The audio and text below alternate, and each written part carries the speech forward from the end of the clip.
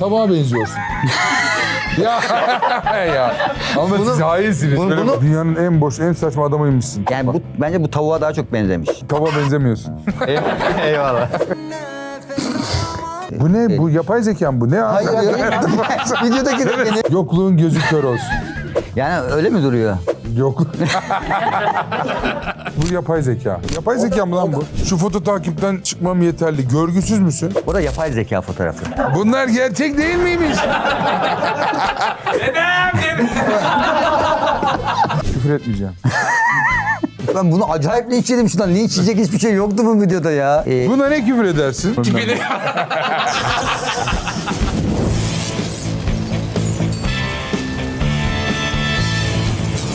Linçet'e hoş geldiniz. Linçet'in bu haftaki konuğu Mor Komedyen.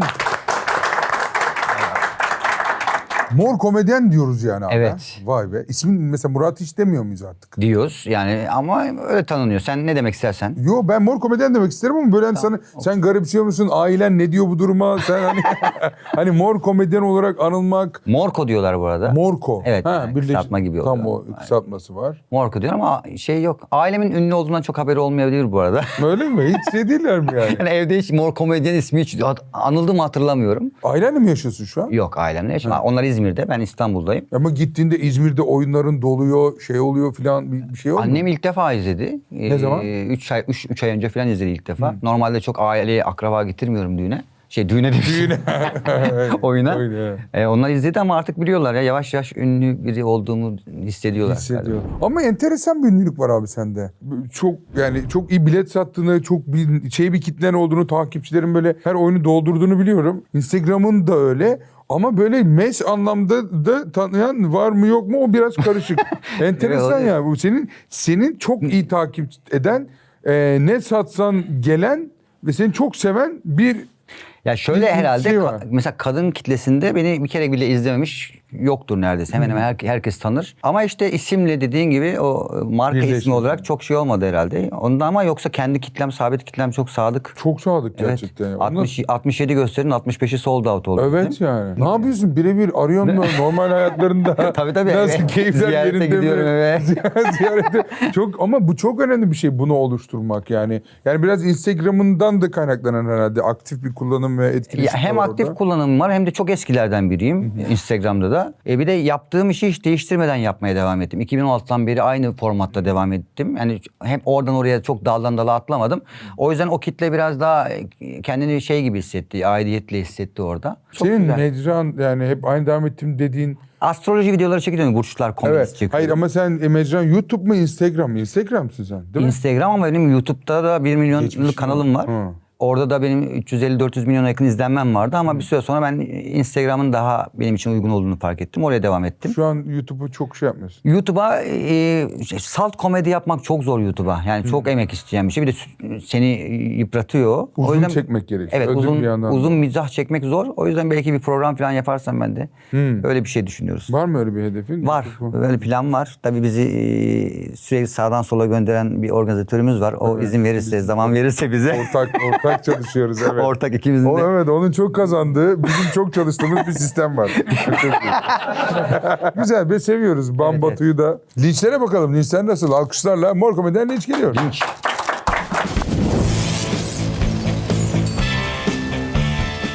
Yokluğun gözü kör olsun. Yok be. Yani öyle mi duruyor? Yok. Hiç yok gibi mi diyorsun? Herhalde o zaman fotoğrafımı çeken kız arkadaşım falandı. Yalnız olduğum, sap olduğum zamanlar diyor. Olabilir. Sen ama evlilik Ben var. ayrıldım. Ayrıldık var. Çocuğum var. Çocuğun var. Hepsi Yani var her bende. şeyi yaşamışsın da bir yandan. Yaşın daha genç gibi de duruyor ama 45. 45 iddialı da bir yaşın var. Evet. Yani çok eskisin de yani enteresan ama çok iyi de gözüküyorsun. Yani Ya, durumum iyi ya. Ağaca sarılacak kadar Da yoklukta değil. değiliz ama yani. çocuğun kaç yaşında? 17. Allah Allah. Çok iddialıymış. Ne demek bu? Genç yaş. İddialı ne demek Genç mesela? yaş çok genç yaşta baba olmuşsun değil mi? Ben üniversite bitince çok erken hemen üniversite bittikten 2 sene sonra evlendim. Hemen çocuk olup Oldu. Nasıl şu an aranız? çok iyi güzel. İyi güzel. Ben bir kız babası olarak para veriyorum. O beni seviyor. Alışveriş Para karşılığı. Ve devam Geliyor. ediyor. Bu ne fotoğrafı gerçekten? Bu mizah olsun diye çekilmiş bir fotoğraftı. Yani öyle İyi oldu ya bak olmuş yıllar zaten. sonra Yani adam karşısına. kimmiş bu, ben not Güzel alayım. olarak geldi. Devam et. TBT ya da GBT hep oynamak olmaz, biraz da izlemek. Tiyatro sevmeyen hayatı sevmiyordur demişsin. Çok iddialı. Senin hiç arkadaşın yok mu? Piç kova, hep tek takılıyorsun. Evet ya, çok tek takılıyorum ben. Biraz ondan dolayı şey yapmışlar. Orada da tektim ama bu arada. Kovalar tek mi takılır? Ya, yalnızlığı seviyorlar herhalde. Ben de kovayım. Kovasın. Evet. Ama sen öyle değilsin. Sen bayağı kalabalık takılıyorsun. Evet, ben kalabalıklar içinde yalnızım. Ben seni daha önce düşünmüştüm kovalığını. Niye böyle bir şey düşündüysem bir gece böyle yatıyordum. Eserin kovalığı Ünlü diye kovalar, kendi içimde. ünlü kovalar. Ya çok yansıtmıyor. Yani Burcu'nun özellikleri çok yok sende. Bence belli bir yaştan sonra yükselenine kayıyor diyorlar ya. ben kovadan koça kaydım bence. Koça mı kaydın? Sen Ben agresif, yükselenim sinirli koç. misin? Koçum şu an. Koç tamam, iyi tamam. Koç. Neyim ben şu an ya? Ya benim kalkış diyorum. Benim doğum saatim 9.30 ile 10.30 arasında bir tereddütler var. 9.30 olunca boğa mı oluyorum? İşte 10.30 olunca koç oluyorum gibi bir şey var. Onu bilemeyiz. Yani işte Yani öyle çok bir yükselen. Yani baktığımda öyle. Bütün özelliklerim boğaya çok uygun oluyor yani. Şu an boğaya dönüştüm ben. Ha, uyku, yeme, Evet, uyuşukluk. evet. Gerçekten sen ona çok benziyorsun. Tamamen boğa oldum yani. Ama biz de kovaydık bir zaman. Hani bakmayın boğalığıma. Bakma boğalığıma. Devam et. Tabağa benziyorsun. Abi ya ya. Ama siz hainsiniz. bunu, Böyle bunu, fotoğrafı. bunu o koymamıştır herhalde. Bu sizin- Bu bizimkilerin Abi nereden? bizimkilerin şovu Ya bu. ben şu an bak şuna takılmıyorum. Bu arkadaş neye göre bunu şey yaptılar? Niye bu tavuk bir de yani? Bir de bu kadar benzeyen bir tavuğu bulmak için ciddi bir mesai harcanmış. Ekibe ben de şeyim şu an, kuruldum. 4 saat falan uğraştım. Bu arada tavuk özel bir poz vermiş olabilir. Ben değil de o sanki bana benzemek için. Evet, birazcık sanki. Burada benziyorsun. İnsanın da- Ya bu fotoğraf olunca yani çok haklı. Abi linçi bu yapan bu mu, sen misin? Abi Anlamadım yok yani. hayır. Ben fotoğrafın güzelliğine hayran kaldım. Yoksa şey değil, bence tava benzemiyorsun. Eyvallah. Devam et. Benim çok linçim yok bu arada. Yani İşte bu böyle Ben normal tavuk buluyoruz falan. Siliyorum, engelliyorum. Siz bunları nasıl buldunuz? Siliyor musun, engelliyor Ben musun? geldi, evet. Ah, Kötü insan ve kötü enerjik her şeyi linçleri falan engelliyorsun. Çıkarırım. Ya burada tutuyordu. çıkarırım hayatımı. Muhabbet Yani. devam. Ha, tamam doğru. Ben hiçbir zaman birinin beni böyle fotoğrafla koyacağını düşünmediğim için silmemişim ama. Devam et. Instagram açılır açılmaz ilk işim seni engelleyeceğim. Twitter'a mı yazmış? Evet. Ha, linç. Çünkü Instagram kapandığından dolayı o zaman ben bir şey yazmıştım. İnşallah engellemiştir bu arada. Ben ismini alayım da. Engellemediyse ben edeyim. biz şey yapalım bunu. O dönem şey vardı. Bir Instagram kapandığı dönemde orada şey paylaşmıştı. Yani buradan ekmek yiyen insanlar da var filan gibisinden. Ona gelen bir şeydi bu, büyük bir ihtimal. Evet. Ondan herhalde.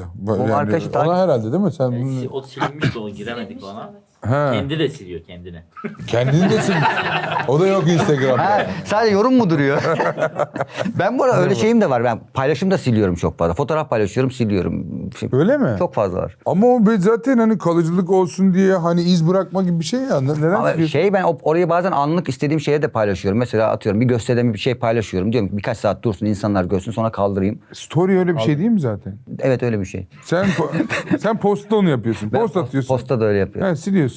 Bazen de kaygılarım öne çıkıyor galiba. Çünkü bundan linç yerim ben falan diye. Ha. O şey oluyor, kaldırıyorum. Öyle bir anksiyetik biri misin yani? O evet, öyleyimdir. Aa. Mesela çok izlenen videom vardı. Çok izlendiği için sildim. Vallahi billahi. Ne? İçeriği neydi? Ya yurt dışında bir tane kiralık ev göstermiş ama çok dar böyle. Belki görmüşsünüzdür, böyle 1 metre genişliğinde ilerliyor. Her şey, eşyalar da ona göre yapılmış. Burası kiralık diye. Türkiye'de kiralar artınca ben bunu seslendirmiştim. Hani Türkiye'de sanki bir ev geziyormuşuz gibi. Sonra o video 14 milyon falan izlendi. Ve oradan insanlar geliyor ama benim formatım o değil. O gelen insanlar beni yani daha sonra algoritmamı bozar diye dedim ki ben bunu sileyim. Bu benim hiçbir işime yaramıyor çünkü. O derecede aslında takip ediyorsun yani. Senin izleyicin ne sever, ne ister, ona göre içerik üretme ve İzleyicimin- başka bir şey İzleyicimin dışında gelecek insanların daha... İstemiyor. Çünkü şöyle bir şey oluyor. Eskiden çekilişler vardı, hatırlar mısın? Böyle bir şey karşısında çekilişe gidiyordun. Adam geliyor, takip ediyor senin çekiliş için. Sonra 3 gün sonra diyor ki bu amığı ben ne zaman takip ettim? Doğru. Ha, böyle insanlar olmasın diye. Doğru. Bir şakayla gelmesinler. Gelecekse devam et. Yıllar sonra Mor Komedi'den izledim. Ben liseye başlarken de bu adam burç mizahı yapıyordu. Üniversite bitme senesine geldi, hala aynı mizah yapıyor. Bizim konfor alanına bağlılık. Evet. Aslında doğru Evet, söylüyor ya. istikrar önemli bir şey. Ama kendini tekrar da sıkıntılı bir şey. Sen nasıl hissediyorsun? Ya aynı içeriği üretmiyorsundur da. Aynı içerik değil, farklı içerikler. Bir de karakter, 12 tane karakter var orada. Çok doyurucu bir şey benim için. Ama ben de sıkıldığım dönemde bıraktım. Mesela bıraktığım için de linç yedim. Uzun süre linç yedim bunu. Başka şeyler yapmaya çalıştım bu arada. O dönemde çok linç yedik. İnsan Başka bir takipten şey çıktı. dedin mi? İçerikte başka Evet, bir başka bir içerikler. yani normal mizah çekeyim diye uğraşmıştık. O dönemde de beni linç ettiler. Çekmezsen şöyle yaparız, böyle yaparız. Gerçekten öyle bu arada. Ondan sonra geri döndüm. Şu an mutluyum ya. Mutlusun. Evet, şu an iyiyiz. Bir de gösterilerde olunca, gösterilerde mesela burçlarla ilgili değil o gösteri. Bambaşka bir alan, o yüzden orada. Nasıl bambaşka? Gösteride ne yapıyorsun? Bir de ben dün 4 saat mene sahnede duruyormuşum. Ne içerik? Eserler gelecekti, gelmediler sağ olsunlar. gelemedik o kadar ya. çok yoğun gezdiriyorlar ki. Abi ya tam geleceğim, Osmaniye'deyim yani. Kimle ilgili bir şey olsa Osmaniye sunarsın Osmaniye orada. çok güzel. Vallahi Osmaniye'ye gittik, İskenderun'a gittik, Adana'ya gittik, Antep'e gidiyoruz. Gittik, her yere gittik. Çok güzel bir ilgi sevgi var. Teşekkür ederiz hakikaten. Hani yanlış anlaşılmasın.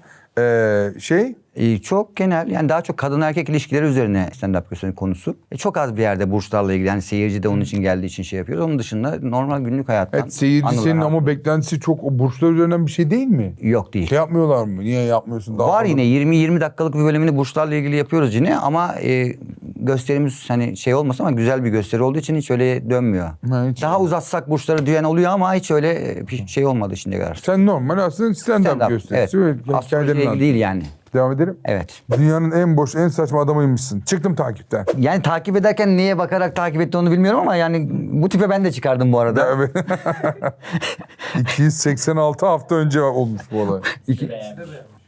Ha, sen beğenmişsin. Evet, çıksın diye. Büyük bir ihtimal. Şöyle bir şey oluyor, sen de görüyorsun, siz de görüyorsunuz bazen. Böyle yazıp çıkmıyorlar takipten. Çık bari. Ben çıkarıp mesaj atıyorum, hani ben yardımcı oldum sana diye. Buyur. Ona like atmış olabilirim. Bu arada çok kötü bir tip gerçekten ya. Ne yani tiplemedir. Evet. Artık ne yapacaksın orada? Girilmiş o Yani topa. bence bu tavuğa daha çok benzemiş. Bunun yanına koyabilirsiniz işte. Buna tavus kuşu. Kafadaki şeyler Tavus falan. kuşu da olur buna. Devam et. Aynen, para her şey değil. Önemli olan cep huzuru muydu? Cüzdan huzuru muydu? Neydi o? Ev benim değil. Araba başkasının. Hiçbiri senin değil mi? Hiçbiri benim değil. Belki kıyafet bile benim değil. Bir tek ben benim orada ama adam böyle bir şey yazmış. İşte o zamanlar böyle başkasının malıyla hava attığımız yıllar. Şimdi kendi malımızla Var mı? Araba var. Arabam var. araba var. Ev? Böyle bir evi yok. Biraz huzur neye yazıyorsun oraya? Başkasının evinde o huzuru nasıl buluyor? Neresi Ya- burası hakikaten? Arkadaşının evi mi? Hayır, burası çekiyor? Sapanca'da kiralık tatile gitmiştik oraya. He, öyle bir şey tatildi. Biraz huzur, o yüzden yazdım şimdi. Kafa dinlemek için gittiğim bir şeydir. Bir şeye kızmış da olabilirim bu arada o an. Yani birileri bir şey yazınca ben sinirleniyorum. Var mıdır böyle kapanma, gitme, üretmek için bir Severim, şeyde çok severim. izole Ben yaşama? senaristlik yapıyordum daha öncesinde. Ya çok severim. Böyle bir yere kapanıp yazmak çok daha mantıklı oluyor. Ben tiyatro oyunları falan yazıyordum. Bu dönemlerde kapanmadan insan içindeyken yazamam genelde. Tek mi? Tek, evet. Yani çalışma Tek- sisteminde tek başına. Ha, ben yani. tek mi kapanıyorsun gibi. Evet, evet, tek mi kapanıyorsun Evet, tek, gerçekten? Tek, tek, başına tek. yazıyorsun, çiziyorsun. Ha. Hani bir ekip yazma Yok. falan, biz daha ekipçe onu yapmayı seviyoruz da. Yok, hani- ben tek, yani ekiple hiç şey yapmadım. Birkaç dizide öyle oldu ama normalde tek yazıyorum yani. Tiyatro oyunu mu yazıyorsun? Tiyatro oyunu yazıyorum. Eskiden dizilerde doktorluk yapıyordum. Senaryo doktorluğu yapıyordum bir dönem. Birkaç dizide. Ama genelde tiyatro oyunu. Devam edelim. Sizce yapay zeka mı? Hadi bilin bakalım.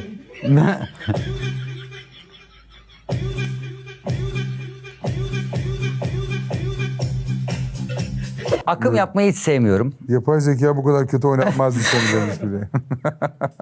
Evet. Akım yapmayı Hiç sevmiyorsun. sevmiyorum akım yapmayı ama bazen de akımlarla dalga geçmek güzel oluyor. Akımı bitirmek. Doğru fikri bulup. Evet, o güzel oluyor. O yüzden bu da son dönemde çok meşhurdu. Öyle dalga geçmek için yaptık ama ciddiye almışlar.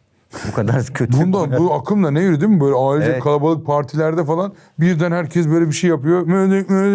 Dans etmeye Ben başlıyor. uzun süre O gerçekten akım. dans ediyorlar zannediyordum. Meğer Ben de. Yapay zekaymış o bu arada. Kendileri dans etmiyorlarmış. Öyle mi? Tabii ki. O insanlar şey değil mi ya? Hayır. Fotoğraflar. Fotoğraf koyuyorsun. Onu yapıyorlar. Hadi canım. Evet, Vallahi ben... onunla dalga geçtim zaten işte. Yani gerçekten dans etmiyor o insanlar. Oha. Dedem, Ben dedim. Bunlar gerçek değil miymiş?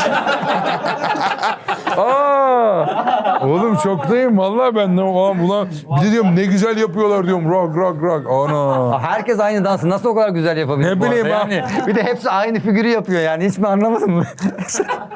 Akım demek de o değil mi? Hep aynı figürü aynı güzellikte yapmak. Hani bir ara herkes böyle donuyordu ya düşün işte 2000'lerde falan.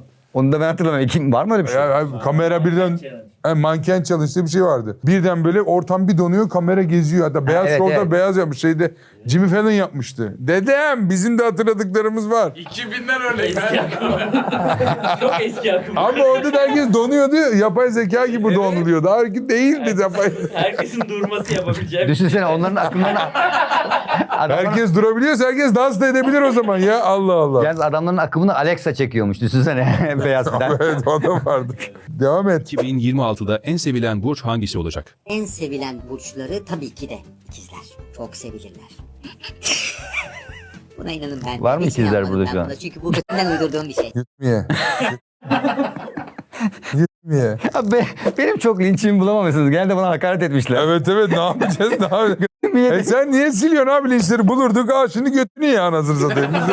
Sen silersen biz de böyle kalırız yani. Bir de bazı linçlere cevap da verilebilecek bir şey değil yani. Tümye diyen adama Ne diyeyim? adres istemem lazım.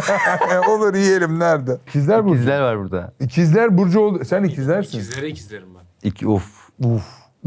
Of ne oluyor? Evet devam edelim. Şu foto takipten çıkmam yeterli. Görgüsüz müsün? Benim uçağım olduğunu mu düşünüyor? Arkadaşım nasıl görgüsüz olabilirim? Yani bu arada yapay zeka fotoğrafı. Yani gerçekte ben değil, uçaktaki ben. Bu da o değil mi? Uçak değil mi Değil, bu? yani Ay uçağa binmiş olabilirsin özel uçağa. Seninle olmayabilir ama özel Yok, uçağa binmiş olabilirsin abi. yok, yapay zekaydı bu. Yapay Allah zekayla yaptım Allah. fotoğrafı. Abi çok... Ama, Hep ben... ama şey hoşuma gitti yani uçağımın olduğunu düşünmeleri güzel oldu. Uçağın olduğunu değil de uçağı olan birisinden hemen fotoğraf paylaşacak kadar görgüsüz mü acaba demiş. Hani uçağa biner binmez böyle. Devam et. İş yerinde en uyumlu ve en uyumsuz burçlar hangileridir? Ya iş yerinin çok lanet burçları vardır. Koç bunlardan biridir. Aman sakın. Bir, çok sakardırlar. İki, çok sinirlerdir yani. Kavga için yaratılmıştır. İnatlaşacak, kavga edecek. Onun derdi odur yani. Ona de ki senin dediğin doğru. Değil der. Benim dediğim doğru değil der. Dosyaları götürürsün, neden götürdün der. Götürmezsin, neden getirmedin der. Bu adamın koçlarla ilgili büyük sorunları olmuş zamanda. Bir türlü geçmek bilmiyor Hadis. Abi bak ben bunun evine gösteride de anlatıyorum. Gerçi de burada da anlatayım. İnsanlara şöyle bir yaklaşım var. Bana diyor ki belli ki eski sevgilin ikizlermiş. İntikam almak için bu işi yapıyorsun. Ya, diyorum böyle bir kariyer planlamış olabilir miyim? Yani bir intikam almak için sadece yani 500'den fazla video çekmişim. Ya peki gerçekten çevrende tanıdığın o burstaki insanlar senin görüşünü etkilemiyor mu? Var tabii etkilemez olur mu? Yani bu mesela bizim Yasemin Sakallı Boğa burcu. Yani onda ne gördüysem yapabiliyorum videoda atıyorum. Yani bir ikizler gördüysem tanıyorsam eğer yansıtıyorsa bir de burcunu aldığım var ama bunu spesifik ya bu adam diyebileceğim. Mesela Seda Sayan Oğlak burcu. Direkt onu yapıyorum. Birebir onu yapıyorum yani. Saçlarından falan da anlaşılıyor. Ama intikam almak için öyle bir burca gıcıklığım yok. İntikam almak için değil böyle daha hoşlanmadığın burç. Mesela o burçtan olsa onunla sevgili olmam dediğin burç hangisi? He. Var bu sorular bende. Ay şu an bir insanın ilişkisi varken bunu söyleyebilmesi. Hayır, şu an ilişkin var mı senin? Evet var. Ha, var. Mecburen sen ağaca bakarak mı söylediğimi düşündün bunu? Hayır bu burç şeyinde yani yani bu burçta olursa olmaz. Abi ben Başak çok zor olur büyük ihtimalle. Aslan'la çok zor olur. Benim için düşünüyorum. Onun dışında diğerleri Hepsi okeydir. olabilir. Bu arada söylediğine şey ekleyeyim ben. Genelde bu hani gıcık oldukları benim en çok severek yaptığım burçlar oluyor. Çünkü onlar daha karikatürize edildiği için daha rahatsız oluyor. Aslında ben onları daha çok severek yapıyorum ama onlar daha çok rahatsız oluyor. İşte daha çok şaka yapabiliyorsun, daha çok uğraşabiliyorsun o burçlarla. En çok uğraşmadığımı daha çok seviyorlar onlar. Aslında uğraşmadığım için ama benim için öyle değil. Devam et. Sensiz ben nefes alamam. Buralarda hiç duramam. Çok güzel sesin var ama ben güldürmeni tercih ediyorum. Yani Bu ne abi? şarkı da okuyoruz. Arkadaşım var Ayten. Onunla şarkılar da okuyoruz. Bu da öyle bir şeydi, demoydu. Ama yani güldürme, ben zaten güldürüyorum gelirse. Şarkı çok okumuyoruz ya. Bana şey olmadı bu. İltifat gibi oldu. Evet değil mi? iltifat da arada iltifat da ediyoruz ya. O kadar şey. Ya, anladım. Ama bu öyle şey arabesk mi söylüyorsun şarkı? Yo çok arabesk değil ama bu şarkıya çok içim gitmişti okumak için. Öyle. Bunun baştan sonra klibi mi var böyle? Yok klip bunun yok. Çünkü Emrah vermiyor. Bu ne? Bu yapay zeka mı bu? Ne abi? Hayır abi benim abi ben söylüyorum. Videodaki de benim. Videodaki de benim. Tamam ama yok yani tamamı yok. Sadece o kısmını mı söyledin? Hayır Reels var sadece. Reels olarak çektim ben bunu. He. Kısa. Çünkü iznini alamadık. Ha. Telif iznini alamadık. Niye vermedi ki acaba? Hiç kimseye vermiyormuş. Ha. Emrah şarkılarını kimsenin söylediğini duymamışız zaten. Yok öyle vermiyor galiba. Doğru. Sensiz ben nefes alamam. Doğru. Yok çok fazla. O yüzden böyle. Yoksa normalde YouTube'da normal klip şarkılarımız var. Devam edelim. Sende biraz ergenlik seziyorum. Var. Morfo. Var. Bu arada var galiba ya. Ya kovalar da var bence bu biraz. Yani çocukluğunla kovamamışlık var. Biraz çocuksuluk var. O burçla mı ilgili ya? Bende de Hayır var. ben hani burca bağladım ama ben de öyleyim biraz. Yani biraz deli dolu çocukça şeyler yapmayı seviyorum zaman zaman. Ben de öyle. Renkli insan olmayı seviyorum. Sen de seviyorsun. Evet. Ben de çocuk Dikkat. gibi şey yani hala işte hanımın 3. çocuğu gibi takılıyorum yani. Bazı istediğim şeyler şey gibi oluyor. Bu çocuk biraz gibi senin oluyor. işine de geliyor gibi geldi bana O sanki. da var. Kaçış olarak da var. Ben aşkım daha çocukçuyum ne yapayım Evet falan. haklı olabilir. Bu yani bazen olumsuz da yansıtıyor ama ergenlik gibi olmakta, çocuk gibi olmakta bir sıkıntı yok bence. Herkes de Tabii büyümez. böyle sahillerde böyleysen belki ufak tefek sıkıntılar olabilir bu. Bu neresi ve neden böylesi? Burası herhalde Kilyos tarafı. Kilyos. Kilyos'ta. Milyon sahnenin şeydi galiba, sahiliydi orası. Niye böyle bir fotoğraf paylaşmışım? Memem falan gözüküyor ama. Evet yani şeysin. Mutlu da değilsin tam. Yani ne bu foto? Yapay O da- zeka mı? o da- bu? Tamam, doğru söyle. Şu an ben yapay zekayım burada şu an. Yoksun değil mi sen? Doğru Ya söyle. keşke yapay zeka olsa mı diyorsun? Ya Allah sen de böyle şortunla mayonla denizde koşabilmelisin ya. Bu da eleştirilmesin. Devam et. Sosyal medya olmasa ne adınız ne siz varsınız. Boşuna Mert Havalı okumayın. Oo, bunu bana değil ama herkese. Genel. Sana da Girmiş, var şu an. herkese bu. Sosyal medya olmasa Sosyal yoktuk medya- biz. Sosyal medya olmasa biz zaten onu da tanımıyor olacaktık büyük ihtimalle. Kendisi de yani. Sen de yoktun bu arada. Yani kendisi de yoktu. Sen de böyle birebir bize hakaret ediyor olamayacaktın. Evet. Bu arada... Bu yapay zeka. Hayır. Bu fotoğraf nedir abi? Çok iyi Yani- fotoğraf o zaman bu. Evet. Burası nerede? Kadıköy'de bir yer. Ha, Cihangir tadı da var, Yok, evet. Kadıköy'de Kadıköy veya bir Cihangir. ara sokaktı. Kim çekiyor bu fotoğrafı? kedileri Ama seviyorum. arkası flu bilmem ne falan. Ne bu? Sinematik modda telefon çekiyor. Yani çok da şey değil. Makineyle çekilmiş fotoğraf değildi bu. Öyle mi? Dedem. Telefonlar var. Ama çok güzel değil mi bu? Eseri Modu var abi. Tamam var ama koyayım da ben. Biri geçmiş portre modu yapmış. Çok güzel olmamış mı bu? Kedin net, kedinin götü net, sen netsin. Orada Arkası en net güzel. kedinin götü bu arada yani. Allah Allah fotoğrafı beğenmem suç oldu ya. Eserin bu arada ilk defa bir hani teknolojiyle tanıştığı an gibi oldu. bu yani biraz da. Ben aile sınavım. Devam et. Tatile gitmişsin. Allah'tan başka ne istiyorsun? Giden var, gidemeyen var. Ya şimdi küfür edeceğim. Aynı yer ya. Aynı tarihte atılmış fotoğraf. Biri ön taraf dedim, biri arkada. Arkası mı? Yani hiçbir şey yakıştırmıyorlar bize ya. Hiçbir şey yapasımız sanki ya biz hiçbir şey yapmayalım anladın mı? Kendileri her şeyi paylaşıp sana bana hiçbir şey yakıştırmıyorlar yani. Abi işte- Ekranda göründüğün için. Yo bana yakıştırıyorlar. sana da yakıştırmıyor. Arzu'ya yakıştırmamış bu fotoğrafı. Giden var, gidemeyen Sen burada var. yani havuzu gördün, şey yapmışsın. Ne yapıyorsun? Bir de şey meditasyon mu? Hayır bir de hayır meditasyon değil. Bir de Şaka mı? Şey seviyorum. Evet. Fotoğrafları biraz böyle şaka ve bir şey anlatan seviyorum. Onu da sanki böyle artistik gibi de hissediliyor herhalde. Evet. Ben düz fotoğraf çok çektiremiyorum. Daha egolu geliyor bana o. Şaka yaparken şey oluyor. Daha egolu bir tavır mı oluyor? Ha. Evet. Öyle hissediyorum. Giden var, gidemeyen var. Devam et. Abi bu ne? Demet Akalın'ın gardırobunu mu hacıladın? Bunu bana Emrah Şahan yapıştırdı. Ben bu montu giydiğimde ilk bir kere story çekti. Dedik Demet Akalın'ın erkek kardeşi diye.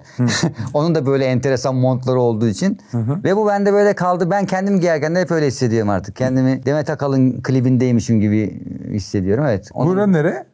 Orası Uludağ mı? değil herhalde. Kartalkaya. Kartalkaya. Kartalkaya. Büyük ihtimal. Sever misin yani kış turizmi, sevmem. kayak mayak falan? Hiç sevmem. Yok. Orada da sadece fotoğraf çektirip gitmişimdir. O kadar.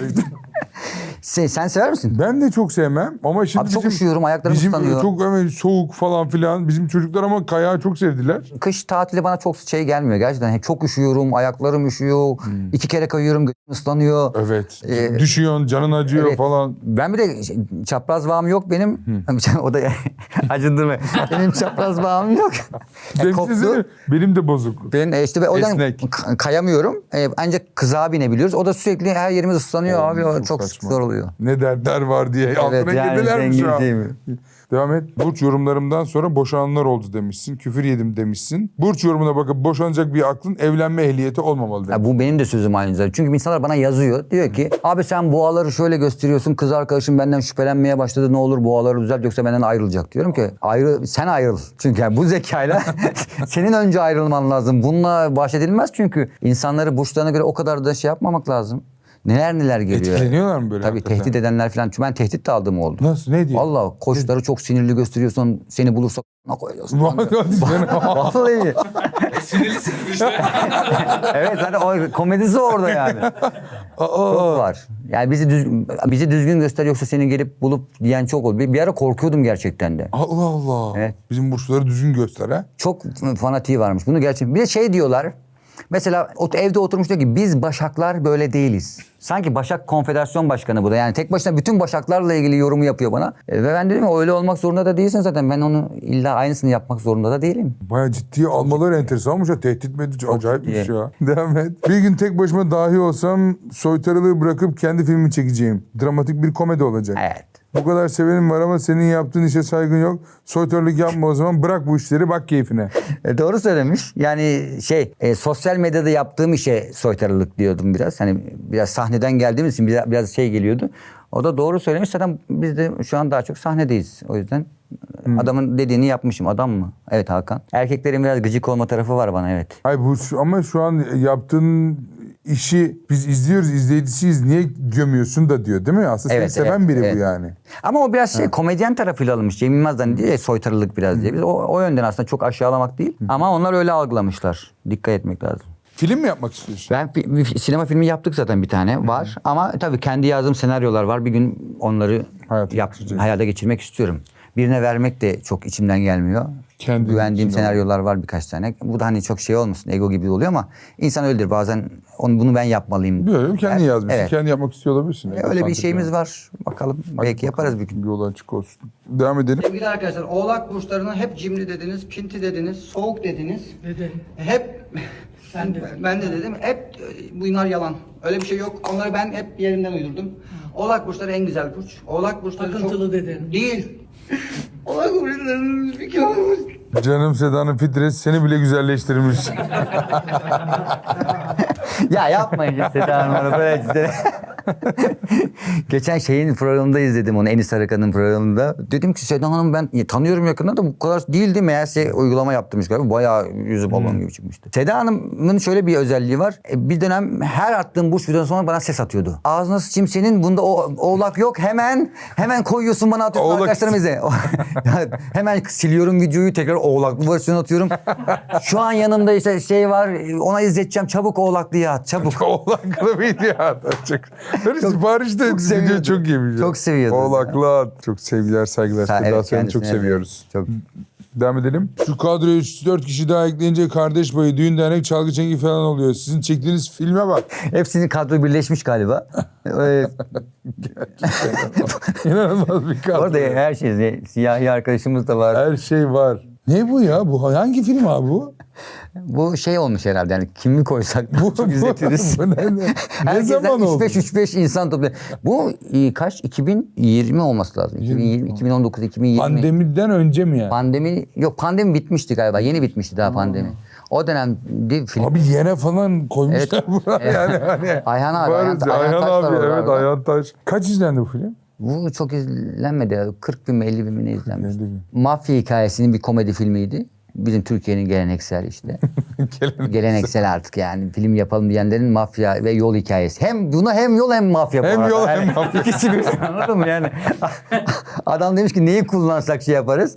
Ya bizim senaryo yazmada kötü karakterde mafya dışında seçenek yok mu ya? Yok. Herhalde yok. Yok yani başka. Kötüyü temsil edecek bir fikirler lazım. Devam et. Burç yorumdan sonra boşananlar oldu yine. Murat Portakal'da vitamin değilken bu ülkede senden ünlü astrologlar vardı.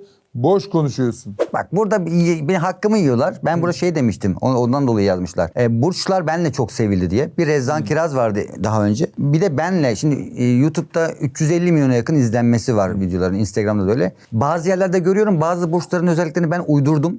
Yani ekledim ona. Şu an artık sanki o gerçekmiş gibi insanlar onu devam ettiriyorlar. He, sen aslında orada bir şaka, Tabii güzel tabii. bir şey ekledin. Mesela şeyde Güldür Güldür'de de görmüştüm. Orada bir burçlarla ilgili skeç yapmışlardı. Yani normalde burcun öyle bir özelliği yok ama belli ki hani bakmışlar, esinlenmişler bazı şeylerden. Ve astrologlar da şu an bazen anlatırken benim burçlarda yaptığım yorumları alıp birebir koyuyor. Halbuki bazılarını gerçekten uydurmuştum ben onların yani. Yoktu öyle bir şey.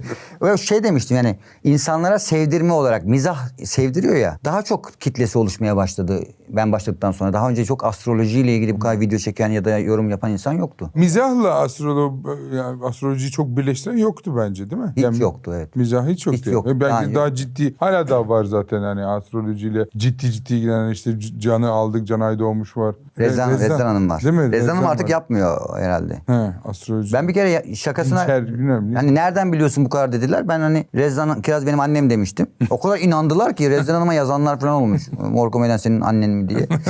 O da demiş ki benim bir tane kızım var sadece. O yazan bana geri şey yazmıştı. Murat Bey siz kızmışsınız diye. Ona o net kadar inanmış. inanmış anladın mı? Devam et. Bileti cam kenarı o modelde inatla kalkmayan dayılar. Neyine gülerler bu tiplerin? Bunların hepsi çocuklara kötü örnek. Sosyal çürüme bu işte. Ben bunu acayip linç yedim şundan. Linç yiyecek hiçbir şey yoktu bu videoda ya. Gerçekten Toplumu yoktu. çürütüyorsun abi. Ne biçim paylaşım bu ya? Toplumumuza verdiğin şu zarar. Ne bu gerçekten? Bundan Abi, niye linç yedin abi sen? Neydi biliyor musun? Cam kenarı, ben Evet. kabinine koltuğu koridorken bile cam kenarına oturup Evet. bir türlü yine de kalkmak istemeyen insanlar oluyor ya. Evet. Onu taklit etmiştim. Biz de o gün yerimizi vermemişti bir amca. Yani Evet. bir türlü kaldıramıyor. Hostes geliyor ona da kalkmıyor. Çok enteresan bir durum. Ne oluyor. diyor? Kalkma sebebi ne? Benim yerim burası diyor. Biletim Değil burası. diyorlar burada oturacağım kalkmam diyor. Ha. Ben cam kenarı istemiştim diyor sanki otobüs gibi. Ha. Biz de onun çok olur bu. Ben de onun mizahını yapmıştım. Onu öyle bir karakteri taklit etmiştim ama bunun linç yiyecek bir tarafı yok yani anlamadım. Allah Allah. Çok evet, linç geldi bu arada buna. Adam yaşlı Hayvan falan öyle filan diye mi yaşlılar yapıyor? cam kenarının hakkıdır onun filan. Adam yıllarca yaşamış gibi bir şey var. Ay çok yaşlı. Yo alay da yoktu. Ben Aşırı hani yaşlı dalga. oynamamıştım. Öyle alay yoktu. Allah Allah. Niye? Yani Ben burada duymazdan aşırı- geliyordum sadece. Haklısın ya. Çünkü o gün amca da amca bakıyor. Amca orası bizim diyoruz. Diye böyle dönüyordu amca. Hiç yani dinleme, duymamış gibi yapıyordu ve bayağı uğraştık. Ben de onu oynamıştım aslında. Ama çocuklara kötü örnek olmuş. Evet yani çocuklar bundan sonra yaşlılara... Hakkını aramayacaklar. Ararlar. Yani bundan sonra herkes hakkını bu teslim edecek. Devam et. Bey, merhaba. Yine çok mutlusunuz bugün. Her zaman çok mutluyum. Sırrınız ne? Bekarlık. Bundan linç gelir, yükleniyor. Bekar Bu arada kalman bunu- dileğiyle. yazdım. Beddua mı? Bu arada böyle şeyleri yaparken linçli bekliyoruz. Bekliyorsun, ha, tahmin edilebilir. şey oluyor. Tahmin edilebilir oluyor. Ya uçakta yerine hakkını arayan adamda linç beklemiyorsun. Bekleme, Bunda bunda, evet. bunda beklenir. Zaten biraz da bu linçe oynayan bir video konusu olarak da. Senin her şeyin planlı yani. Bu linçlik. Bu, yani değil mi? Yani paylaşımların az çok ne yapacağını ne kadar yani onun kontrollü yaşamayı seviyorsun gibi hissediyorum. Peki sen Doğru. yaparken hiç mesela bu çok izlenir, bu linç yer demiyor musun? Diyorum ama umursamıyorum yani anlıyorum ama yani genel olarak o endişeye girmiyorum yani. Atıyorum linç yerim diyorum zaten yiyor. Yani bir şeyler oluyor ama ya onunla ya önlem almak ya da yaşamak ya da bilmem ne Ama o olmak kadar bir şey. umursamaz olamıyorum nedense. Ben Evet. yapamıyorum onu. Ama yok yapı işte o Evet, enteresan. ya. Ama ne bileyim Kova burcu biraz da umursamaz falan filan derlerdi. Öyle bir evet. burç değil mi? Bilmiyorum. Yani normal hayatta umursamazımdır birçok şeyi ama İş kendi konusunda işimle ilgili asla yapamıyorum onu. Yani birinin işimle ilgili bir şey söylemesi beni çok rahatsız ediyor. rahatsız ediyor. Küfür etmeyeceğim. Yani etmiş aslında değil mi? Yani? Evet, evet. Etse daha az. Etse daha az. ilgi çeker. Çünkü şu an ben küfrü de merak etmiş oldum. Bu yani İstedik. bir bekledim. Bu arkadaş hani izliyorsa lütfen bir küfür etsin. Sesli mesaj at Batuhan. Sesli Batuhan olmaz günaydın. abi. Çok ağır olur. O sesli de yani içinde kalabilir Ama yani. bazı küfürü de yazılı değil böyle. Duymak Ha, istiyor insan. Yani seni arasın birebir. Batuhan'cığım lütfen hani... Buna ne küfür edersin? Batuhan sen de Batuhan'sın. Ben Batu mu ben mi? sen. Saç baş diye bir küfür O girersin. ikizler. Etmez. Saygı duyuyorum. Aa, etmez. Vay be kardeşim benim. Saç baş diye bir girersin yani. Saçını bilmem ne yaptım. Ama bir bilmem tipini. ne. Bir mi falan. Bir şey gider. Buna çok küfür gidermiş mi? Doldu. Bu ara gider yani. En baştaki en masum fotoğrafımı tavuğa benzetip bunlara hiçbir şey koymamışsınız be kardeşim. Kolyesini saçını s**eyim falan. Böyle hani şeyde tam bir yer bitiyor yeni bir şey başlıyor. Kolye de varmış diyor. Bu arada bu küfür çok güzel çünkü bana hiç işlemiyor. Kolyesini saçını yap abi istediğini yapabilirsin bu arada yani Aynen öyle. Bana değil Bana yani. değil kolyem de saçıma sonuçta. tasarımcısı ben değilim. Devam et. Mor komedyen çok manipülatif biri. Kesin yükseleni ikizler. Yükseleni ne? İkizler mi? Yok akrep. Manipülatif birisi olabilirim ama. Manipülatif Yani mi? niye öyle dediğini bilmeden söylüyorum. Genel bir karar. Onu manipüle etmişim herhalde, bir şeyi ikna edememişim. Manipülatif biri misin? Genelde Normal şeyimdir. özel hayatında. Mesela birini engelleyeceksem ona 3 saat yazarım ona. Yazarım. Hayattan küstürürüm onu. Bıktırırım artık, anladın mı? Yazdığı o kötü şeyden dolayı. O benim moralimi bozduğu için ben de onun moralini bozar, öyle engeller gönderirim. Turnelere gidiyoruz. Her gösteride fotoğraf çektirirken biri gelip şunu diyor. Ne olur engelimi kaldır artık. Ha, öyle bir şey Her var. yerde var bu. Ben de diyorum ki suçunu bilmiyorum, o yüzden kaldırmam. Gidip bakacağım diyorsun. Nesini alayım? Şimdi dönüp bulamam da onu artık suçunu. Devam et. Terbiyesiz. Ne bu? Adana. Cıncık gibiydi. Ha, ben şehirlerde nasıldı diye soruyoruz ya, sonları yapıyoruz işte video paylaşmak için. Her şehirde kendine özgü bir şey söylettiriyoruz. Adana'da dedi ki biz cıncık gibi demek istiyoruz. Ben de tamam dedim, cıncık nedir? İşte cam gibi parlak, pırıl pırıl, bilirsiniz. Orası da kaç kişilik salon orası? 850 kişi, sold out yine, havamda olsun. 850 kişi, Adana nasıl dedim, cıncık gibiydi dediler. Ben de bunu paylaştım ama insanlar bunu ancık gibiydi anladı. Yani Bir de 800 kişiye öyle bağırtıramazsın ya. Hani neye ikna olacak seyirci yani? Adana olduğu için inanmış olabilirler yani. Ve insanlar dedi ki terbiyesiz. Ben bunu seyirciye söylettirebilir miyim ya? Hadi hep beraber ne diyoruz onu? Bir de şu mutluluktasın. Seyirciye küfür ettirdim. Hey, ben yaptırdım falan. Bir de ben kendi gösterimle ilgili niye öyle bir şey söylettireyim yani? Alkışlar Mor Komedyen'e gelsin.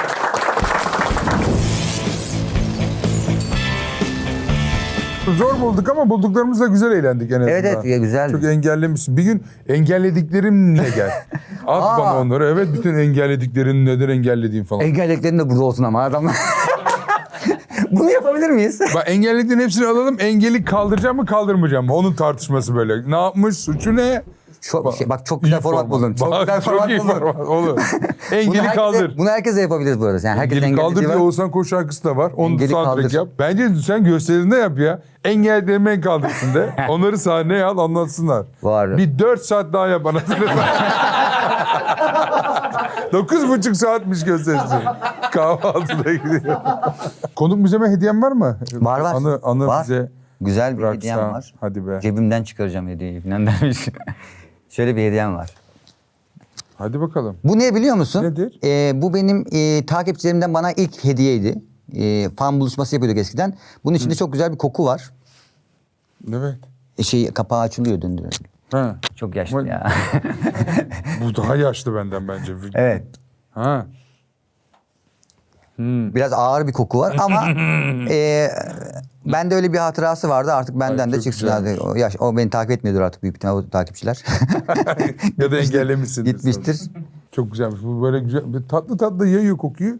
Buranın böyle enerjisini değiştirip ele geçirecek diye hissediyorum. Alkışlar Mor Komedyen'e gelsin. Teşekkür ederiz.